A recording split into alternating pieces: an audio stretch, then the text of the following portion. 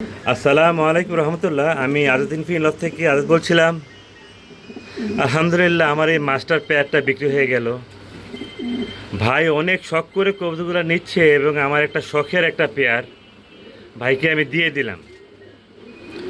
যেই দামে ভাইকে দিছি, আমার মন থেকে তাকে আমি এটা দিছি, কারণ এ আমার লাইফে ফার্স্ট কাউকে আমি এত মন থেকে কোনো কবুতর আমি দিলাম কম দামে। জানি না কেন, নিশ্চয়ই আল্লাহ আমার জন্য কিছু ভালো কিছু অপেক্ষা করছে। এই জন্যে আমাকে আল্লাহ আমার মনটা খুব নরম করে দিচ্ছে। যাই হোক, আমি দোয়া করি আল্লাহর কাছে, ভাইয়া যে উদ্দেশ্য কবুতরগুলো নিচ্ছে, আল্লাহ যেন তার সৎ উদ্দেশ্য পূরণ করে। আর দেখেন, যখন আমি কোনো কবুতর বিক্রি করে আমি দেখাই দিই যে আমি আপনাকে সুস্থ কবুতর দিচ্ছি কিনা, চোখে কোনো পানি আছে কিনা, যেটা চেয়েছেন ঠিক সেটা আমি দিয়েছি কিনা।